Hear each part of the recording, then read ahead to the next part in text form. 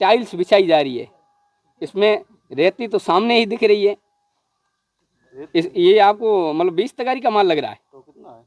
नहीं, आपको यहाँ पे होगा इंजीनियर, वो बता देंगे, मैं तो क्या बताऊंगा। होगा इंजीनियर, है कोई यहाँ पे? नहीं नहीं आवे नहीं, यहाँ पे सिस्टम होता है कि इंजीनियर रहना चाहिए, ये होता आवे वो थोड़ी है। आवे इसका मतलब क्या है, कभी कभार कोई सरकारी कर्मचारी कभी कभार आता है क्या? ये होता है क्या? हमको मालूम नहीं है। तो आप बीच में बोल रहे हो ना कि आवे, आवे का मतलब क्या है, तो सरकार उसको कभी कभी तनख्वाह देती है ना, ऐसा होगा ना। इंजीनियर रहता है यहाँ पे? कौन रहता?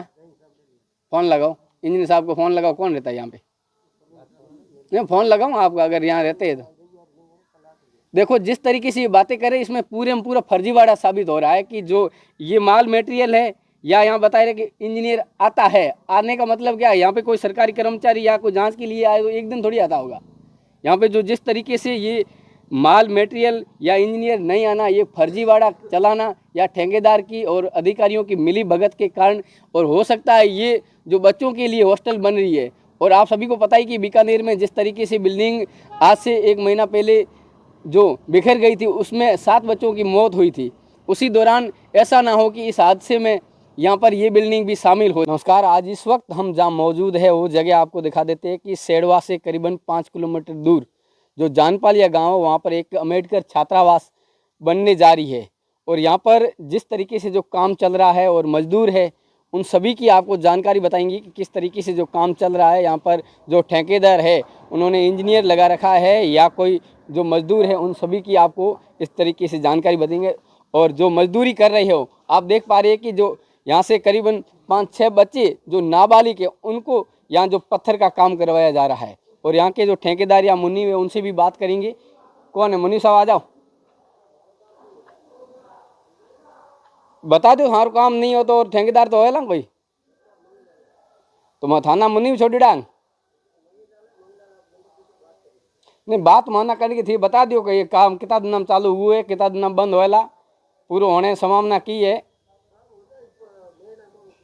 ये था बता दो। जैसे कि देख पा रहे हो कि जो मुनीब है वो ये नहीं बता रहे हैं कि हम कब काम ये पूरा करने वाले हैं। ये करीबन 2 साल के आसपास बिल्डिंग को हो चुके हैं, अब तक तैयार नहीं हुई है। और सबसे बड़ी बात तो ये है कि यहाँ पर जो मजदूरों को नाबालिग है उनको लगाया जा रहा है, और यहाँ पर इतनी बड़ी बिल्डिंग बनने जा, और इंजीनियर यहाँ पर प्रावधान के अनुसार होना चाहिए। और हरदम जिस तरीके से जो व्यवस्था है, या सीमेंट बजरी कांकर किस आइटम को कैसे यूज किया जाए, उसके लिए यहाँ पर कोई भी एक प्रशासनिक होना भी चाहिए। और अब तक यहाँ पर कोई ठेकेदार के हवाले चल रहे हैं, और भी अब ले चलते हैं जो यहाँ पर मजदूर काम करते हैं उनसे जो रूबरू करवाने के लिए।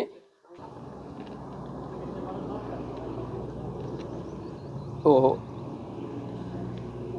जैसे इस सीमेंट में आप कितनी बजरी डालते हो, क्या है ये बताइए आप। इधर आओ, क्वालिटी के लिए आप कितनी बजरी इसमें सीमेंट में डालते हो? कौन सा? ये बजरी है ना, एक कट्टे में कितने 20 तगारी। 20 तगारी। और वो माल कितना बनते है? वो पड़ा है वो बना, वो दूसरा कारीगर है। वो कौन कारीगर वहाँ पे? कौन है ठेकेदार? उसका कारीगर कौन है? आप हो? ये देखिए जो ये टाइल्स बिछाई जा रही है, इसमें रेती तो सामने ही दिख रही है। ये आपको मतलब 20 तगारी का माल लग रहा है। तो कितना है? नहीं, आपको यहाँ पे होगा इंजीनियर, वो बता देंगे, मैं तो क्या बताऊंगा। होगा इंजीनियर, है कोई यहाँ पे? नहीं आवे नहीं, यहाँ पे सिस्टम होता है कि इंजीनियर रहना चाहिए, ये होता आवे वो थोड़ी है। आवे इसका मतलब क्या है, कभी कभार कोई सरकारी कर्मचारी कभी कभार आता है क्या? ये होता है क्या? हमको मालूम नहीं है। तो आप बीच में बोल रहे हो ना कि आवे, आवे का मतलब क्या है, तो सरकार उसको कभी कभी तनख्वाह देती है ना, ऐसा होगा ना।